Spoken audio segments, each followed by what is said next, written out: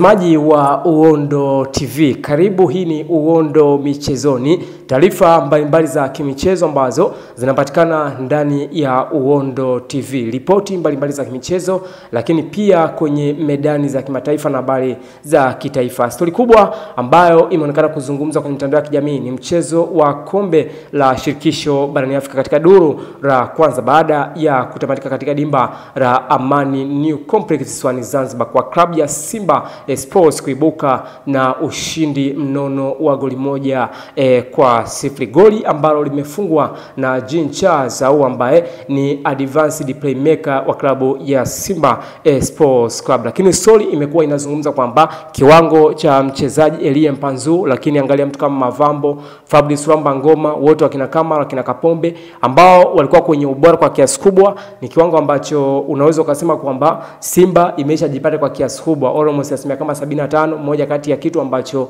kimekuwa kinazungumzwa kwa kiasi kubwa na watu wengi wana Simba pia, kuona namna gani ambavyo Simba inaweza kutoka hatua ya nusu finali na kwenda katika hatua ya finali, kwa sababu ni story ambayo imekuwa kwenye uendelezo, namna ambavyo mashabiki walikuwa wanaipa motisha kwa kiasi kubwa, hamasa pia ambayo tumekuwa tunaizungumza, ni kitu ambacho unaweza kusema kwamba kimesaidia klabu ya Simba kuweza kuitoa sehemu moja kwenda sehemu nyingine. Lakini talking about Elie Mpanzu, kijana ambaye ameonekana kuwa bora kwa kiasi hicho, kwa sababu kijaribu kuangalia kwenye in terms of performance ni mchezaji ambaye ameonekana kuwa bora, lakini angalia namna ambavyo tunasema kwamba kwenye form au peak performance bado naona kwamba yupo kwenye form, lakini classic pia ni kitu ambacho kimekuwa kinamfavor.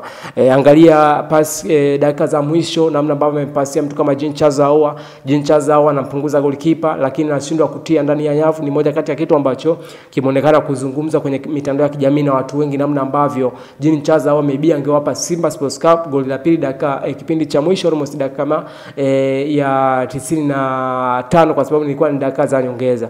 Kwa hiyo bado unaipa nafasi kubwa Simba kuweza kutoka kwenye hatua ya nusu finali. Lakini kipindi cha kwanza mchezo ulikuwa bora katika pande zote mbili, ambavyo Simba ipata goli kipindi cha kwanza, lakini kipindi cha pili nafikiri ni mifumo au system, namna ambavyo kocha Faro Davis alikuwa anajaribu kujua kitu gani ambacho anakifanya, kwa sababu kijaribu kumwangalia Steve Becker ambaye ni kocha wa klabu ya Stellenbosch, unaona kwamba kuna ulazima ambao alikuwa anajaribu kujua kitu gani ambacho anaweza kufanya kuweza kupata goli. Lakini bado unaiona nafasi ya Simba kwamba inaweza ikapata goli hata ikiwa ugenini South Africa, kwa sababu ni mazingira ambayo yamekuepo kwenye mpira miguu kujua vitu gani ambavyo inaweza kufanya. Lakini to be honest ni game ambayo ilikuwa ya kupishana. Matarajio ya mashabiki pamoja na wanachama, namna ambavyo Jean Charles amekosa goli akiwa na golikipa, nafikiri bado wanaona nafasi ya kuweza kujiuliza kwamba kitu gani ambacho amekifanya katika goli la kwanza, kwa sababu ndo ambaye amepiga ile free kick ambayo imeenda moja kwa moja ndani ya goli. Kwa hiyo bado naiona nafasi ya Jean Charles kuendelea kuwepo ndani ya Simba